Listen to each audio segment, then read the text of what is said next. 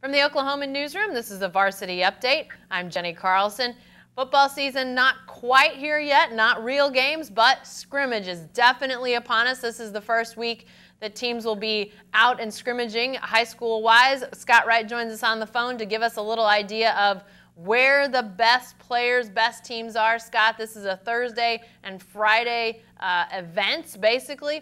Tell us Thursday, if people want to go out and see someone or a team, where would you suggest they go on Thursday?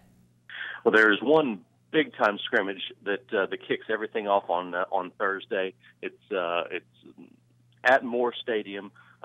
Westmore is actually hosting the event there at Moore Stadium. Edmond Santa Fe will be coming in along with Norman North and Tulsa Union. So folks want to get a look at Union and see what the bar is for the West Side teams that they want to take out the top teams. They can get a look at them early. The scrimmage will have three of the best senior running backs in the state. A lot of really good running backs in this class, but we'll have three of them on site there. Norman North's Quan Hogan, who is a legit Division I running back, 6'1", 210, and can do a lot of different things. Darren Williams from Edmond Santa Fe, whose size has limited his scholarship opportunities so far, but I think he's a D1 guy too.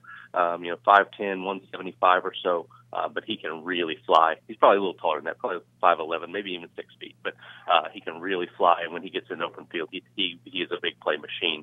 And then Union brings Tyler Adkins with them, who's a smaller guy in height, but about 190 pounds and weighs about 5'9", and really fun to watch. So if you want to go see some good running backs, Moore Stadium is the place to be.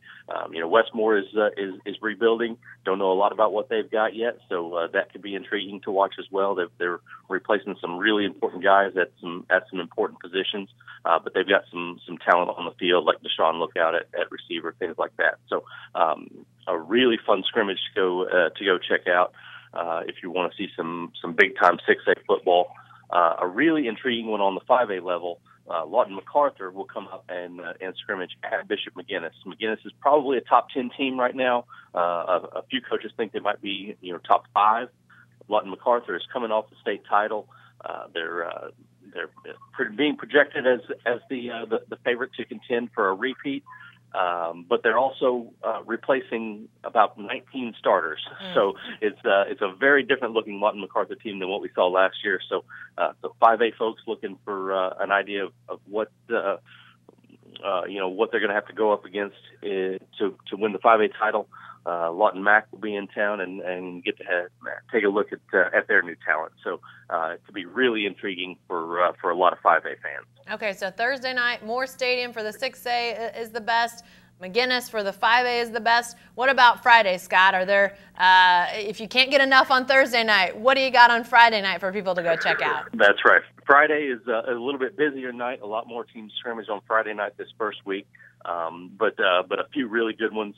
Carl Albert and Southmore. This has been a week 1 game the last few years, but schedule turned over and things like that, and changed some things up. And now this is going to be a scrimmage. But Carl Albert expected to be one of the contenders in 5A. Southmore has a chance to be one of the best teams on the west side in 6A, and they've got a ton of young talent. Casey Thompson at quarterback as just a sophomore, already getting some scholarship offers. Bray Walker has a chance to be the biggest football recruit we've had in the state, maybe since Gerald McCoy came through at Southeast. He's only a sophomore, but already has OU, OSU, Michigan, Arkansas. Alabama is interested, hasn't offered yet, but a lot of interest in this kid. But they've got some older kids. Noah Jones, who's going to Texas Tech. They've got another big 6'7" lineman, and Wyatt Whitmarsh, who's a D1 guy.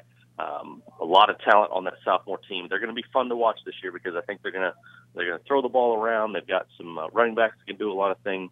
And so I think that has the potential to be a pretty entertaining scrimmage there with them and Carl Albert, which is going to be just a typical Gary Rose team. And they're going to do a lot of things right. So that's a good one on Friday night. And then if you're interested in some smaller schools, a few intriguing teams are going to be over at Cassidy.